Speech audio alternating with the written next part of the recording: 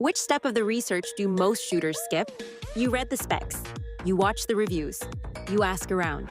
But there's one thing that none of that replaces. And most people make their decision before they ever get there. You have to shoot it. Real trigger time? That's what matters. Not on paper, not in a review. In your hands, on the range.